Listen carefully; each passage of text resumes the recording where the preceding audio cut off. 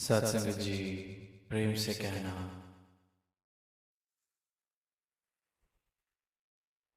रोहतक की इस अनाज मंडी के इस स्थान पर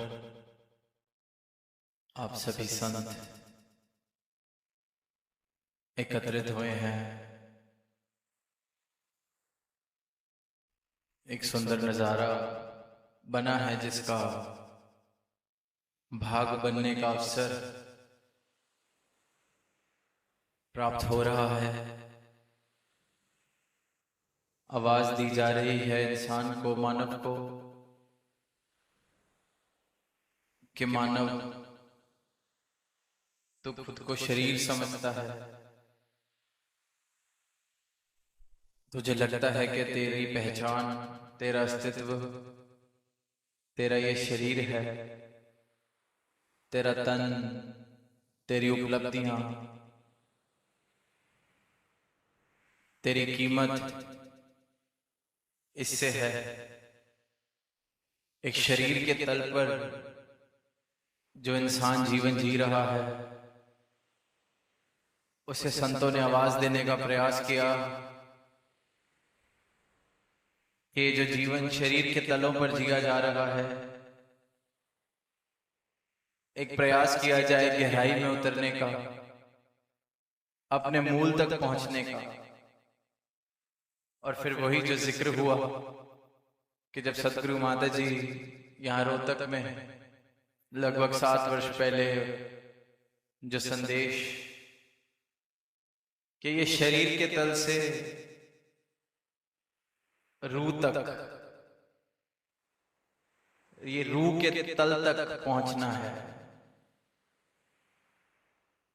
ये पहचान करनी है, ये बोध करना है कि मैं ये शरीर नहीं बल्कि इस परमात्मा का अंश हूं जो इस शरीर में है। मेरी पहचान, मेरे जीवन की कीमत इस शरीर की उपलब्धियां नहीं है। इस जीवन की कीमत इस बात से है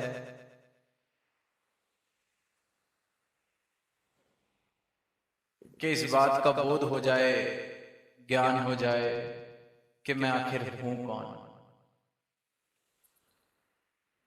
तो जो बहुमूल्य है, अमूल्य है, अगर सही कहें, ये परमात्मा जिसका कोई मूल्य नहीं लगाया जा सकता, क्योंकि मूल्य तो इस संसार के पदार्थों का है, उपलब्धियों का है। जिस चीज की चाहते हैं, जिस चीज का व्यापार है, उनका मूल डाला जाता है। बाजार में जो चीजें खरीदी जाती हैं उनका मूल डाला जाता है। जिनके लिए लेन देन के भाव होते हैं उनका मूल डाला जाता है। जो हम डिग्रियां हासिल करते हैं, पद पदवियां हासिल करते हैं, इनका मूल डाला जाता है संसार के पदार्थों का। पर ये परमात्मा, ये सृजनहार, ये अमूल्य, इसका मूल नहीं डाला जा सकता।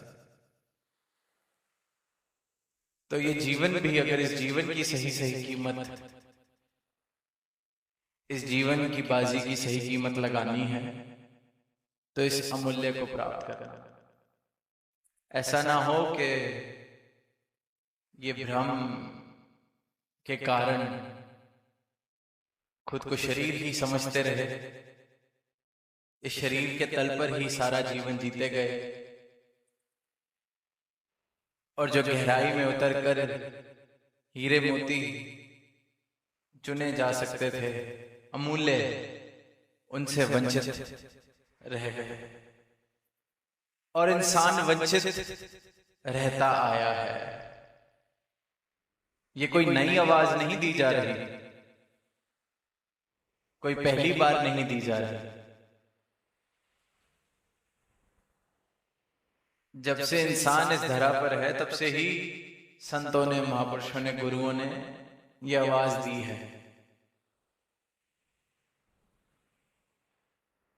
और कमाल की बात यह है कि इंसान तब से ही वंचित रहता आ रहा है, तब से ही इस बात से चूकता आ रहा है।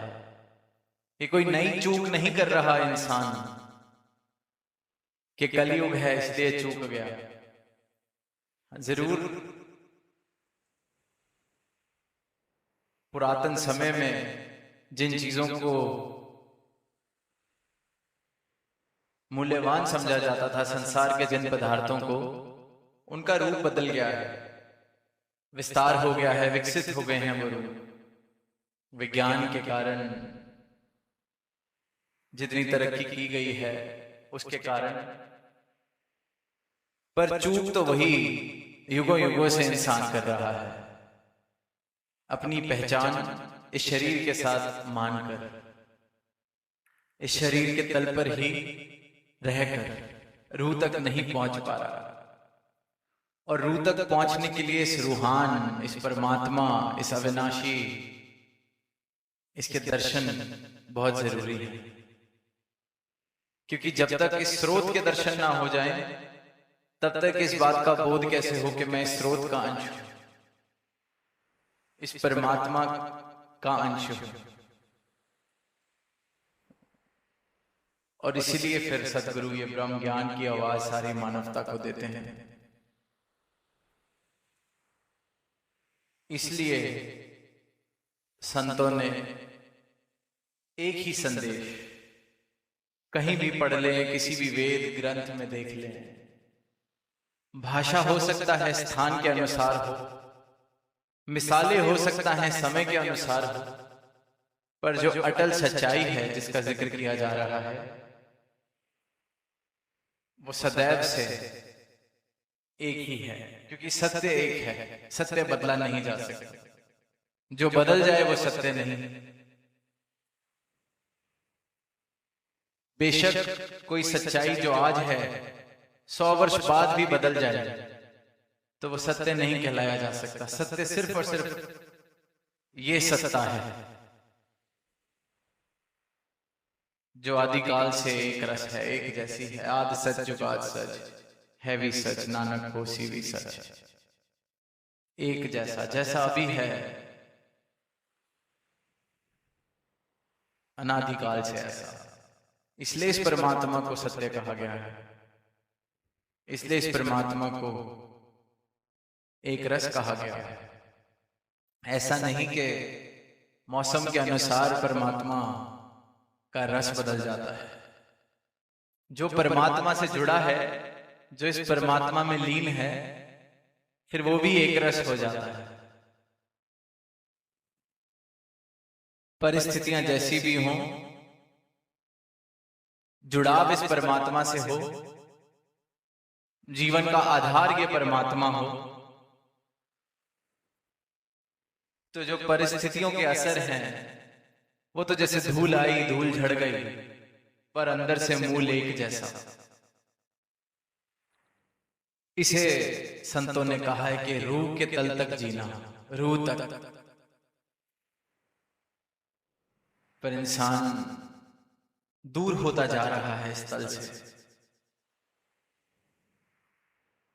पहले तो सिर्फ मानता था कि शरीर मेरा है, उपलब्धियां मेरी हैं, धन मेरा है। अब मानता है कि शरीर ही मैं हूं, उपलब्धियां ही मैं हूं। अज्ञानता और बढ़ती जा रही है, मिथ्या के साथ रिश्ता और गहन होता जा रहा है और मजबूत होता जा रहा है। जो सपना देखा जा रहा है उस पर और विश्वास होता जा रहा है। और यही निद्रा की अवस्था से जागृति की ओर ले जाने का कार्य संत करते हैं, महापुरुष करते हैं। गुरु से, सदगुरु से ब्रह्म ज्ञान प्राप्त करके इस सत्य की आवाज को देते चले जाते हैं।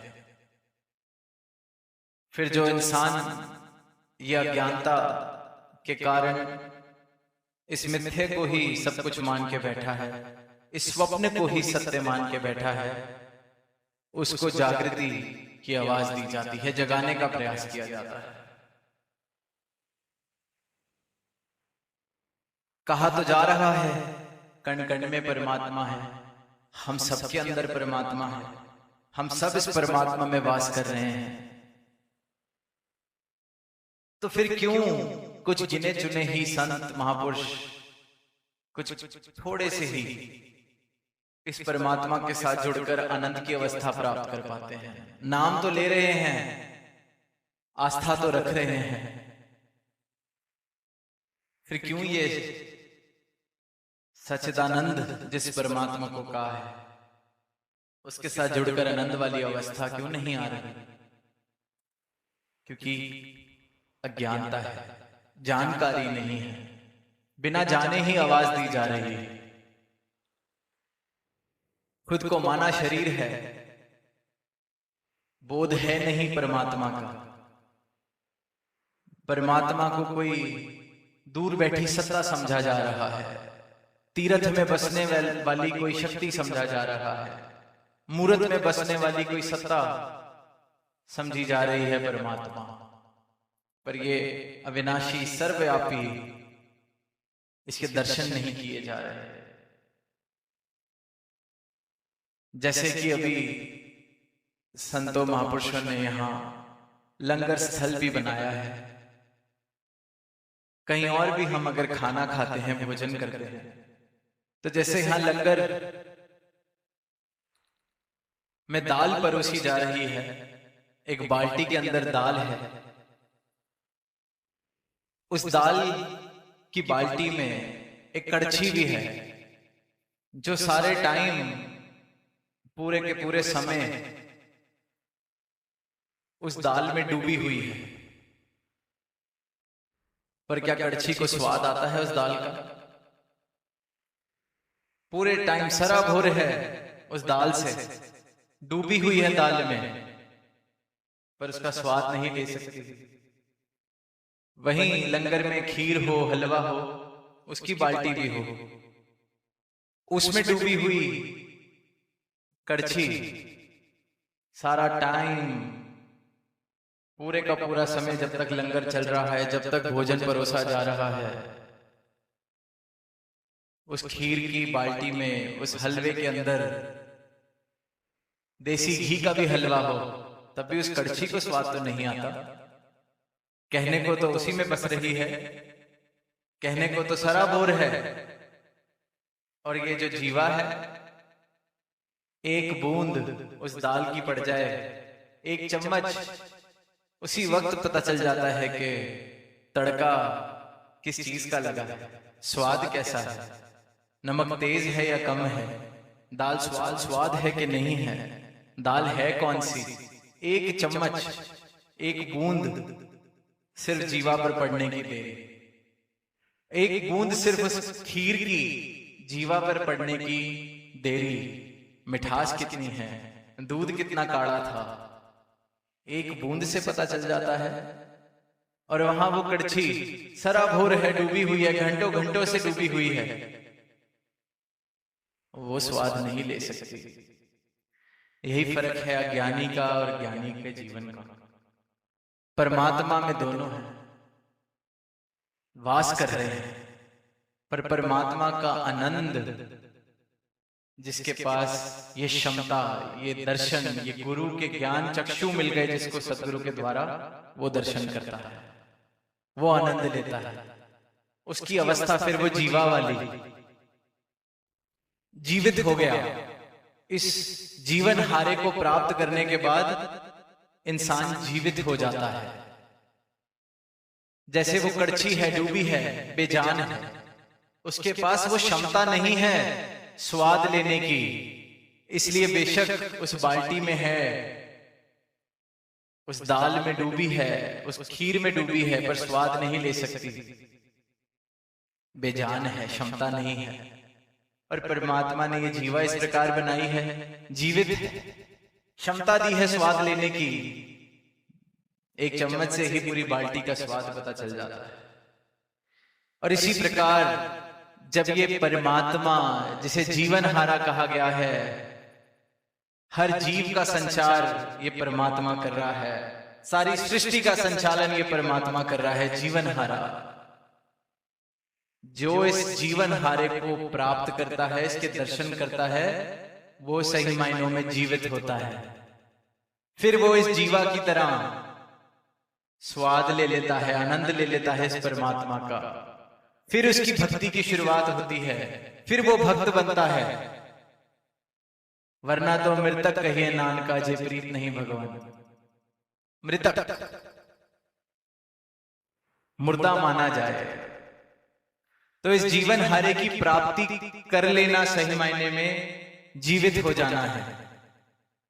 तब तक सांस लेना, शरीर का चलते फिरते रहना, ये तो संसार की परिभाषा है जीवित होने की, बायोलॉजी की परिभाषा है जीवित होने की। पर संतों ने, भक्तों ने, जिन्होंने सत्य को प्राप्त किया है, इस अविनाशी को प्राप्त किया है, जो रूह तक के तल पर गए हैं, उन्होंने कहा है कि सही मायनों में जीवित होना तो तब है जब इस जीवन हारे की प्राप्ति हो जाए। इस जीवन हारे को इस प्रकार प्राप्त किया जाए कि फिर जन्म और मरण से मैं मुक्त हो जाऊं, आने और जाने वाले इस चक्र से मैं मुक्त हो जाऊं, संसार चक्र से मैं मुक्त हो जाऊं, तो जीवित।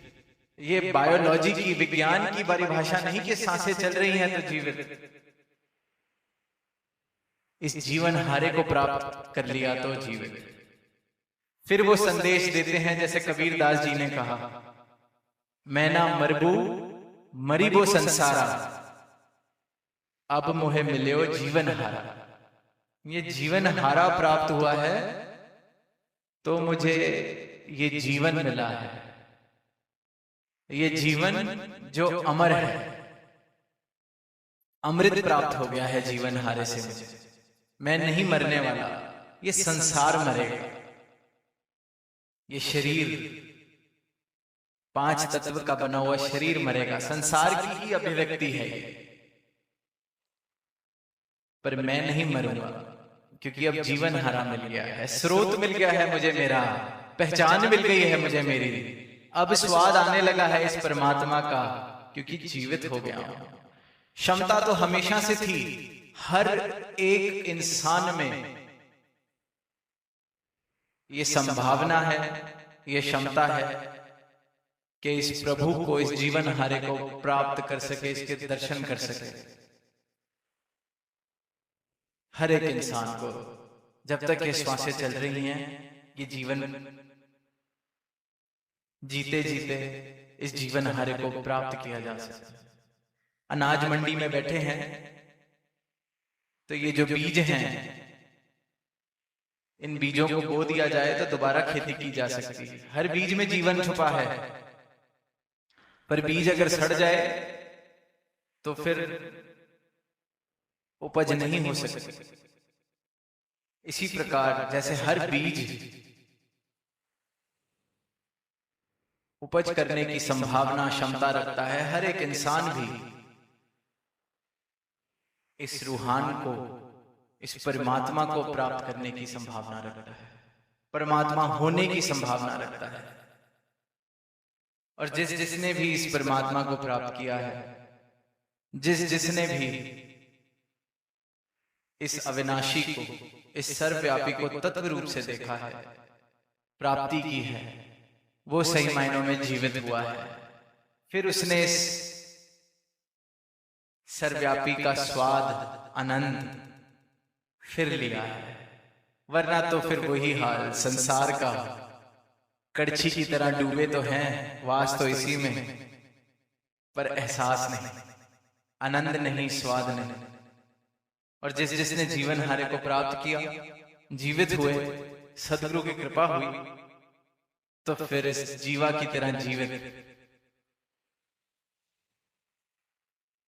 जैसे एक चम्मच से सारा स्वाद आ जाता है, वैसे ही कण कण में, जर्रे जर्रे में ये पूरे का पूरा विराट दिख जाता है, पूरे का पूरा परमात्मा हर घट में दिख जाता है। यही फर्क है एक ज्ञानी, ब्रह्म ज्ञानी संत में, भक्त में और संसार में। नाम तो लिए जा रहे हैं, भक्ति का प्रयास भी किया जा रहा है। डूबे तो हैं उस दाल की कड़छी में, डूबे तो हैं उस खीर की बाल्टी में, पर कड़छी की तरह स्वाद नहीं आ रहा। स्वाद सिर्फ और सिर्फ इस जीवन हारे को प्राप्त करने के बाद, इसकी लगता करने के बाद, इसके दर्शन करने के बाद जो भक्ति का जीवन शुरू होता है, उस राह पर ही आ सकता है। इस भक्ति की राह पर जीवन आनंदित हो जाता है, बदल जाता है, रूपांतरित हो जाता है, और जीवन में इस परमात्मा का एहसास इस प्रकार बस जाता है कि कोई दूरी मुमकिन नहीं रहती, क्योंकि दूरी का कारण, दूरी का आधार अज्ञानता थी, अंधकार था। और जहां अंधकार मिटा वहीं दूरियां खत्म, जहां ज्ञानता मिटी वहीं दूरियां खत्म। फिर ये एकमिक वाली अवस्था की ओर भक्त बढ़ने लगता है। तो दास इन्हीं शब्दों से इजाजत चाहेगा प्रेम से कहना, आमीन।